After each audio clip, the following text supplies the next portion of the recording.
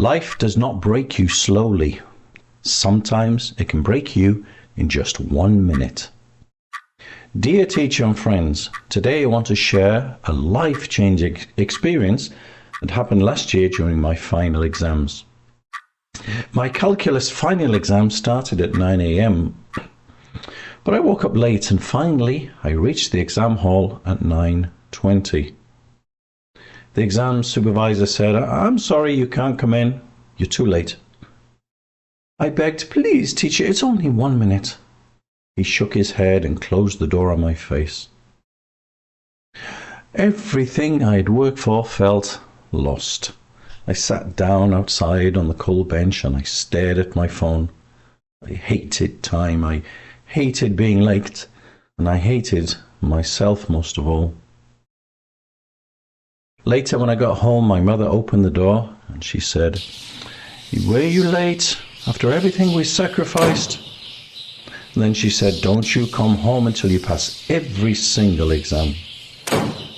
Then she closed the door on my face too. I felt completely broken. 2 days later, I was in my dorm room, and I was calling my mother many times, but she didn't answer.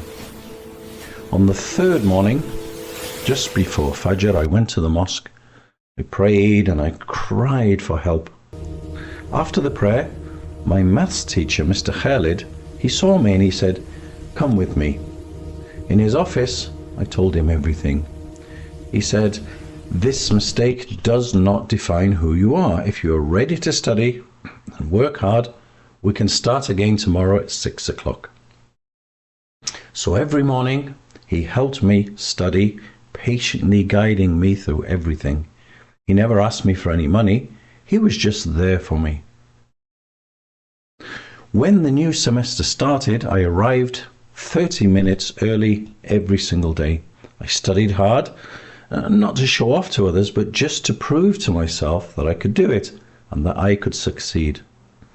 Slowly, things changed. I passed all my exams. I got the highest marks. I achieved a perfect attendance certificate. Later, in the graduation ceremony, when the dean called my name as a top student, I stood on the stage with tears of gratitude. At home, my mother hugged me tightly, crying. She said, "I'm so sorry, please forgive me, son." I replied, "It's okay, Mama, we're okay now." Later, a very kind dorm technician called Fahid introduced me to some IT professionals. Through them, I got a 3-month co-op in Jubail. I worked in the server rooms, I solved technical problems, I learned coding, teamwork, and how to debug. At the end of the co-op, my manager said, "We're very happy with your work.